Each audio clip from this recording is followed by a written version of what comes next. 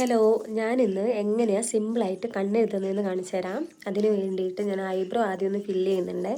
അത് കഴിഞ്ഞിട്ട് നമ്മൾ കണ്ണിൻ്റെ മുകളിലൊരു ടിൻറ്റ് ഇട്ട് കൊടുക്കുക. നിർബന്ധമൊന്നുമില്ല, നിങ്ങൾക്ക് ആവശ്യമുണ്ടെങ്കിൽ മാത്രം ഇട്ടാൽ മതി. ഇപ്പം ഞാനിവിടെ ഒരു ലിപ്സ്റ്റിക്ക് വെച്ചിട്ട് മുകളിൽ ഒന്ന് ഐ ഷാഡോ പോലെ ഇട്ട് കൊടുക്കുന്നുണ്ട്. ലൈറ്റ് കളറായതുകൊണ്ട് അധികം അറിയൊന്നുമില്ല കേട്ടോ. അത് കഴിഞ്ഞിട്ട് ഞാൻ എൻ്റെ കാജൽ എടുക്കുന്നുണ്ട്. ഡാസ്ലർ ആയിട്ടാണ് എൻ്റെ കാജലാട്ടം എടുക്കുന്നത്. ഇത് നല്ലൊരു പ്രൊഡക്റ്റ് കേട്ടോ. വാങ്ങി വെച്ചിട്ടുണ്ടെങ്കിൽ നമുക്ക് നല്ല രീതിയിൽ കുറേ കാലം ഉപയോഗിക്കാൻ പറ്റും. അത് വെച്ചിട്ട് കണ്ണിൻ്റെ അടിയിലും അതുപോലെ തന്നെ വാട്ടർ ലൈനിലും ഒന്ന് ഫില്ല് ചെയ്ത് കൊടുക്കുന്നുണ്ട്. ഇപ്പം തന്നെ കണ്ണ് കാണാൻ നല്ല ഭംഗിയല്ലേ, കണ്ണൊക്കെ ഒന്ന് ഉണർന്നു. അത് കഴിഞ്ഞ് മസ്കാരയും കൂടി ഇട്ടാൽ മതി. പക്ഷെ ഞാനിത് മുകളിലും കൂടി എഴുതിയിട്ട് എങ്ങനെയാണ് പരത്തുന്നതെന്ന് കാണിച്ചു തരാം. അപ്പോൾ മുകളിലൂടെ ഒന്ന് എഴുതുക, എന്നിട്ട് ഇതിങ്ങനെ വിരൽ വെച്ചിട്ട് ഒന്ന് ഗ്ലൈഡ് ചെയ്ത് കൊടുക്കുക. സിമ്പിളാണ്. അങ്ങോട്ടും ഇങ്ങോട്ടും പരന്നാലൊന്നും കുഴപ്പമില്ല. അത് നമ്മളിങ്ങനെ ഗ്ലൈഡ് ചെയ്യുന്നതിനനുസരിച്ച് വൃത്തിക്ക് കടന്നോളും. അത് കഴിഞ്ഞിട്ട് മസ്കാര ഇട്ട് കൊടുക്കുക.